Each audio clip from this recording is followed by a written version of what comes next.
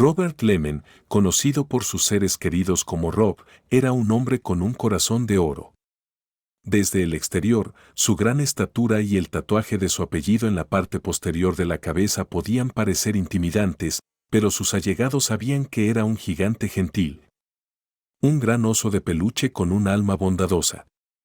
Cuando Robert y su esposa Sabrina se conocieron, conectaron al instante. Sabrina, una persona dulce y cariñosa, resonó instantáneamente con el personaje de Robert. A pesar de sus diferencias, formaron un vínculo profundo y se enamoraron. La fe era muy importante para ellos, y asistían juntos a misa todos los domingos. En el año 2000, Robert y Sabrina fueron bautizados en la misma iglesia, consolidando su compromiso mutuo. Más tarde intercambiaron votos en una hermosa ceremonia en Arizona, rodeados de su familia y amigos. A lo largo de los años, la pareja tuvo 2 hijos, dedicando sus vidas a criar una familia amorosa y estable. En realidad, Robert y Sabrina decidieron que era hora de un cambio y se mudaron a Silver Lakes, California, una pintoresca ciudad ubicada a 99 millas de Los Ángeles. Sabrina se quedó en casa y cuidó de la casa y de los niños mientras Robert trabajaba en BNSF Railway, un trabajo que le encantaba. El trabajo de Robert en los patios ferroviarios era tanto su pasión como una fuente de orgullo. Realmente amaba lo que hacía y sobresalía en su papel. Sus superiores lo admiraban por su confiabilidad y su inquebrantable ética de trabajo. Los patios ferroviarios eran un ambiente bullicioso y caótico. A pesar de la dedicación de Robert, el trabajo no estuvo exento de peligros. La zona era frecuentada por ladrones que patrullaban los patios ferroviarios en busca de carga para robar. Estas personas representaban una amenaza significativa para la seguridad de los empleados. Sin embargo, Robert nunca dejó que estas preocupaciones de seguridad lo disuadieran de su trabajo y permaneció atento. Con el tamaño y la inteligencia de Robert, podía derribar fácilmente a cualquier oponente, humano o animal. Robert era más que un hombre. Era una fuerza de la naturaleza. La vida personal de Robert era tan vibrante y dinámica como su personalidad. Eran conocidos por su personalidad cálida y acogedora, que atraía a personas de todos los ámbitos de la vida a su círculo de amigos. Pero lo que cautivó a todos de Robert y Sabrina fue su energía juvenil y su vínculo inquebrantable. Robert y Sabrina eran como una pareja de adolescentes enamorados, no una pareja casada desde hacía mucho tiempo.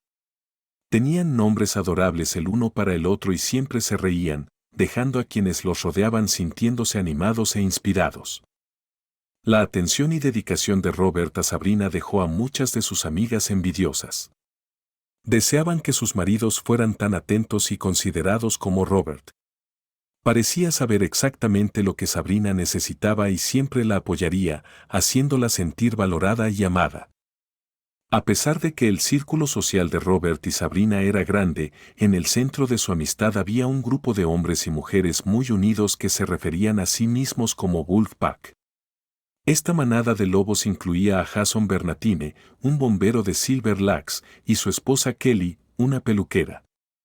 Con el paso de los años, Robert y Sabrina se convirtieron en las personas de referencia para estas fiestas, creando un ambiente divertido lleno de risas y buenos momentos. El alcohol jugó un papel importante en la vida de Robert y Sabrina.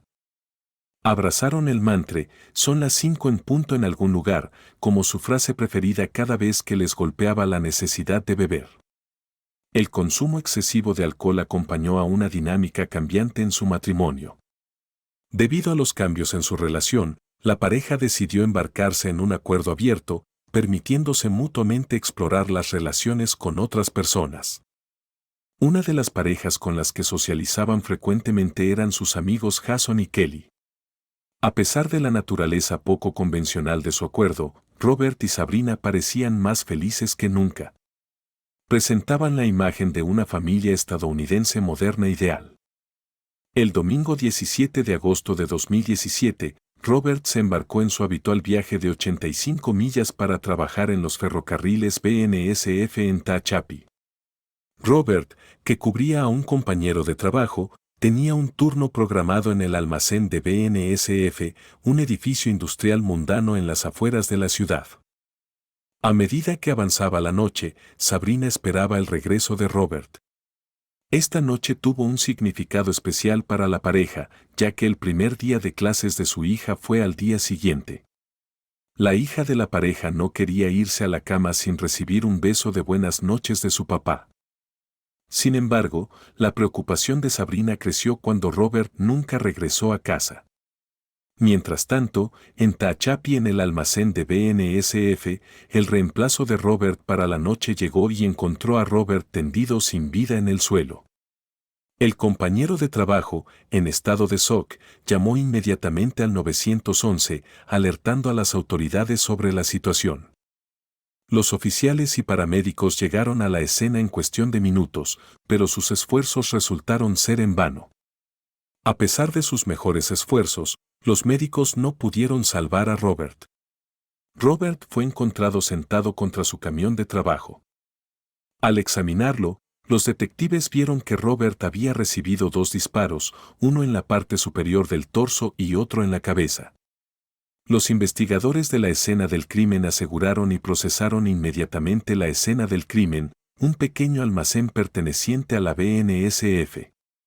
Mientras los investigadores examinaban meticulosamente las instalaciones, se toparon con una prueba crucial, una bala sin gastar encontrada sobre la cabeza de Robert.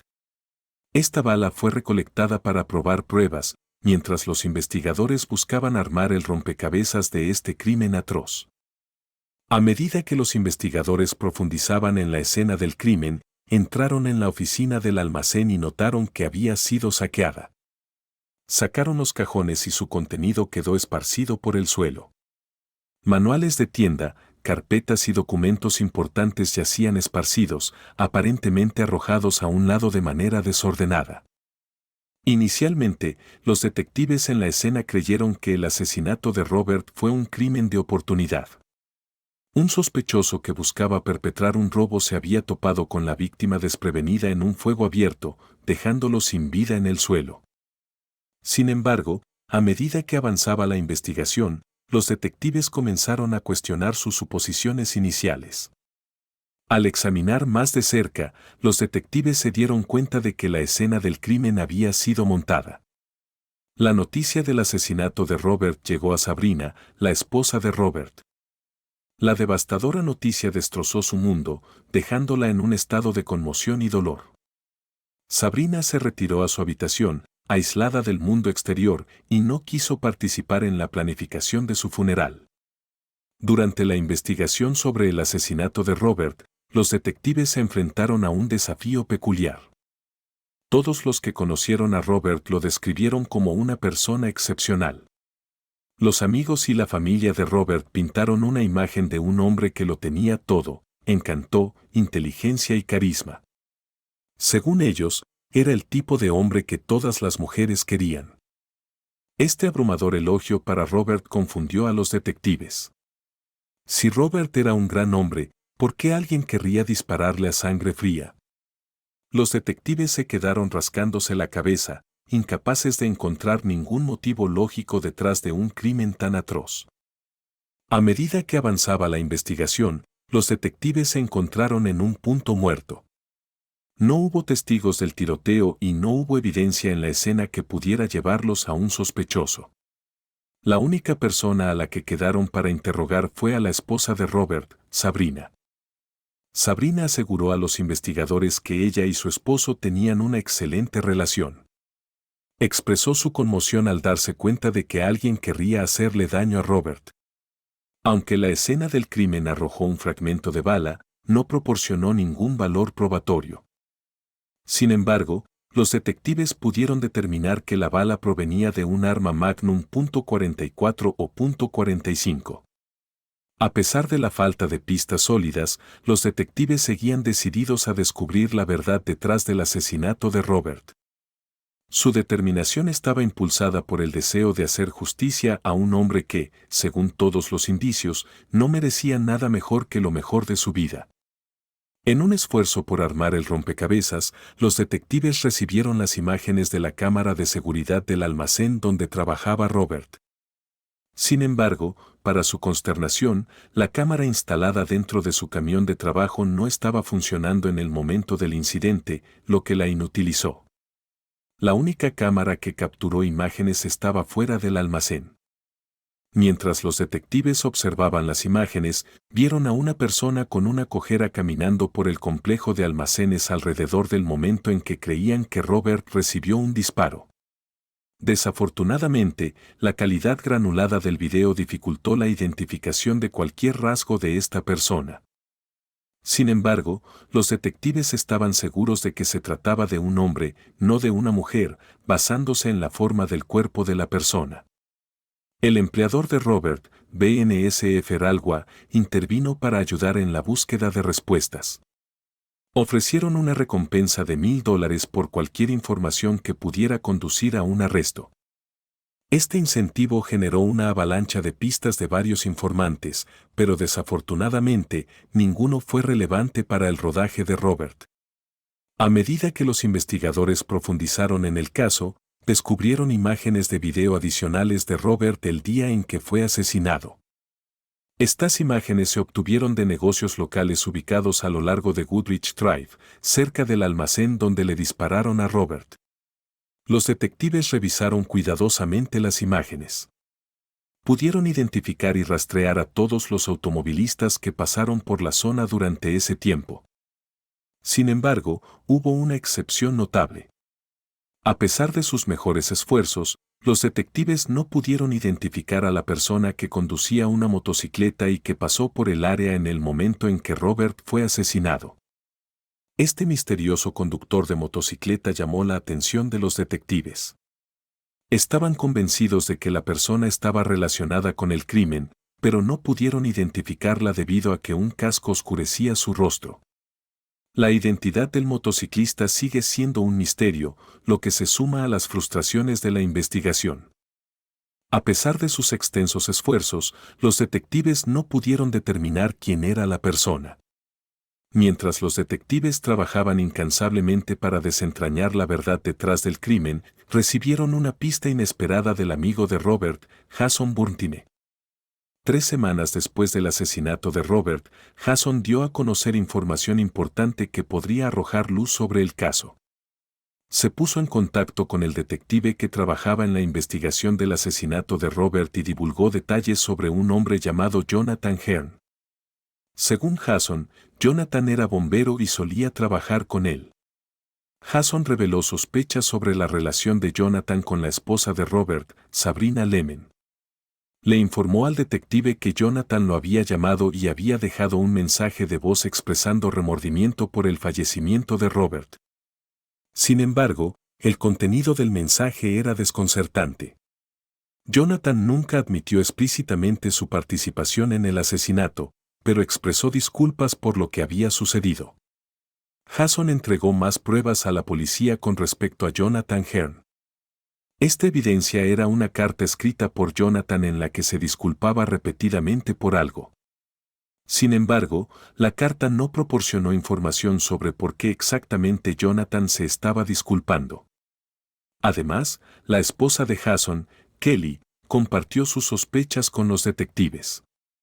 Según ella, Jonathan había estado pasando una cantidad significativa de tiempo en la casa de Sabrina y Robert después del asesinato de Robert. A Kelly le pareció extraño. Los detectives comenzaron su investigación investigando los antecedentes de Jonathan Hearn. Descubrieron que en 2012, Sabrina, la novia de la víctima, trabajaba a tiempo parcial en Costco. Casualmente, Jonathan era un comprador frecuente en esta tienda. Sabrina y Jonathan entablaron una conversación y se formó una conexión. Después de intercambiar números de teléfono, pronto se encontraron en una relación romántica. Sin embargo, Robert, sin darse cuenta de la aventura en curso, se topó con mensajes de texto íntimos en el teléfono de Sabrina. Este descubrimiento destrozó su confianza en ella. Sabrina le aseguró a Robert que terminaría las cosas con Jonathan, pero esa promesa resultó vacía. A medida que los detectives exploraban varias pistas, descubrieron que Jonathan Hearn tenía acceso a una motocicleta. Este descubrimiento levantó sospechas, ya que los detectives creían que el sospechoso había utilizado una motocicleta para llevar a cabo el asesinato de Robert. Una investigación posterior reveló que había una motocicleta Yamaha registrada a nombre de Jonathan. Esa información agregó combustible a la teoría del detective de que Jonathan Hearn pudo haber estado involucrado en el asesinato. La evidencia de la motocicleta y de que Jonathan había estado involucrado en una relación romántica con Sabrina a espaldas de Robert lo convertían en un sospechoso plausible. En un intento desesperado por recopilar más imágenes del sospechoso, los detectives se centraron en extraer imágenes de circuito cerrado de televisión de los negocios de la zona. Sus esfuerzos dieron sus frutos cuando se toparon con imágenes del conductor de la motocicleta entrando en una gasolinera cercana. Los detectives encontraron más imágenes del sospechoso en la tienda de conveniencia, donde pudieron ver al sospechoso con un pañuelo rojo para ocultar su rostro. Sin embargo, con el casco aún puesto, no pudieron identificar las características del sospechoso. A pesar de sus sospechas, los detectives se encontraron en un aprieto. Sin pruebas concretas que vincularan al conductor de la motocicleta con Jonathan Hearn, no podían realizar un arresto. La falta de identificación visual paralizó la investigación. Sin embargo, los detectives seguían convencidos de que Sabrina estaba involucrada en el asesinato. Sabían que si su teoría era correcta, el amante de Sabrina, Jonathan, era probablemente el culpable.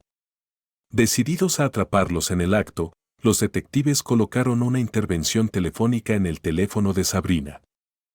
Su esperanza era interceptar cualquier conversación incriminatoria entre Sabrina y Jonathan, proporcionando la evidencia que necesitaban para hacer justicia por el asesinato de Robert. Sabrina y Jonathan hablaban a menudo, y sus conversaciones se centraban principalmente en Dios y la religión. Sin embargo, hubo momentos en los que Jonathan profundizó en sus creencias, recitando el Salmo 51, también conocido como la historia de David de Betsata. Este salmo, que ahonda en las consecuencias del adulterio, llamó la atención de los detectives, que se preguntaban si su discusión tenía un significado más profundo. Decididos a hacer que Sabrina y Jonathan se abrieran, los detectives idearon un ingenioso plan.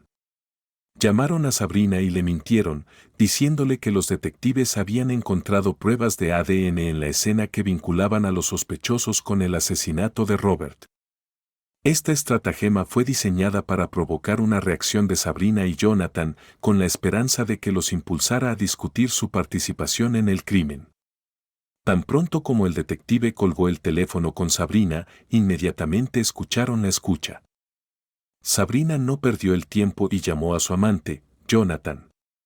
Durante la llamada, Sabrina y Jonathan nunca admitieron explícitamente haber matado a Robert. Sin embargo, los detectives sintieron que la conversación era reveladora. Ninguno de los dos parecía emocionado por la noticia de las pruebas de ADN, lo que les llevó a creer que estaban ocultando algo. El 18 de noviembre de 2014, los detectives recibieron órdenes de registro para múltiples lugares relacionados con el asesinato de Robert. Estas búsquedas fueron cruciales para reunir pruebas y armar el rompecabezas. En uno de los lugares de búsqueda, la casa de Jonathan, los detectives se toparon con una motocicleta Yamaha, un casco, un pañuelo rojo, una mochila y otros artículos. Ese mismo día, los detectives arrestaron a Jonathan y Sabrina. Después de los arrestos de Sabrina y Jonathan, Sabrina fue llevada al departamento de policía para ser interrogada. Durante esta entrevista de 4 horas, Sabrina negó rotundamente haber tenido alguna participación en el asesinato de su esposo. Mantuvo su inocencia y se negó a implicarse de ninguna manera. A pesar de los esfuerzos de los detectives, no se pudo encontrar evidencia que conectara a Sabrina con el tiroteo. Como resultado, a los detectives no les quedó otra opción que liberarla. Al regresar a Silver Lakes, Sabrina se encontró con una reacción inesperada de sus vecinos. La comunidad que una vez la amó y las infames fiestas de su esposo ahora se volvió en su contra. Sabrina fue objeto de hostigamiento y amenazas, lo que la obligó a sacar a sus hijos de la escuela. La presión se volvió insoportable y Sabrina tomó la decisión de dejar atrás Silver Lakes. En busca de un nuevo comienzo, Sabrina se mudó a Camarillo, California. El 7 de enero de 2017, Sabrina fue arrestada por el asesinato de Robert. Los cargos en su contra esta vez se mantuvieron y el caso finalmente fue a juicio. Jonathan se convirtió en el testigo estrella de la acusación. Testificó que Sabrina había sugerido divorciarse de Robert para poder estar con él. Sin embargo, Robert dejó en claro que la amaba demasiado y que preferiría morir antes que perderla. Según Jonathan, Sabrina tuvo la idea de planear y ejecutar el asesinato de su esposo. Según Jonathan, la primera vez que intentaron asesinar a Robert, Sabrina mezcló arsénico en su pudín de plátano con obleas de vainilla. Sin embargo, el intento no tuvo éxito y Robert sobrevivió. Sin inmutarse, Sabrina y Jonathan planearon un segundo ataque. Ella le mostró imágenes del almacén en los alrededores, describiendo el diseño con gran detalle. Jonathan afirmó que Sabrina quería que supiera qué esperar cuando entrara al almacén para dispararle a Robert. El 17 de agosto de 2017, Jonathan confesó al jurado que hizo un viaje al almacén en su motocicleta, siguiendo las instrucciones de Sabrina. Llegó y confirmó las imágenes de las cámaras de seguridad que mostraban a un hombre cojeando entrando. Sin embargo, Jonathan admitió que había fingido la cojera para despistar a la policía, con la esperanza de desviar la atención de sí mismo. Una vez dentro del almacén, Jonathan se enfrentó a Robert. Admitió haberle disparado a Robert, siguiendo las instrucciones de Sabrina para hacer que la escena pareciera un robo. Jonathan declaró que entró en la oficina e hizo un desastre. Antes de salir del almacén, Jonathan dijo que se dio cuenta de que Robert no estaba muerto. Todavía respiraba. Jonathan admitió que le disparó a Robert por segunda vez, esta vez en la cabeza. Después de cometer el asesinato, Jonathan huyó de la escena en su motocicleta. Sintiendo una mezcla de fe y culpa, rápidamente regresó a casa. A su regreso, Jonathan descubrió que había recibido numerosas llamadas perdidas de Sabrina. Jonathan llamó inmediatamente a Sabrina y le confesó que él había llevado a cabo el asesinato. A medida que avanzaba el juicio, la fiscalía llamó a Sabrina Lemen al estrado. Sabrina fue la testigo clave de la defensa y sus declaraciones dejaron la sala del tribunal llena de especulaciones. Durante su testimonio, Sabrina dijo que ella y Robert estaban en buenos términos en el momento de su muerte, pero también testificó que tenía sentimientos por Jonathan Hearn. Sabrina admitió tener una relación romántica con Jonathan, pero insistió en que nunca planeó dejar a Robert. Afirmó que ella y Jonathan simplemente estaban explorando sus opciones y explorando un futuro juntos mientras seguían comprometidos con sus respectivos matrimonios. Sin embargo, la fiscalía argumentó que las acciones de Sabrina no se alineaban con sus afirmaciones. Uno de los aspectos clave del caso de la fiscalía fue la creencia de que Sabrina pudo haber asesinado a Robert para obtener ganancias financieras.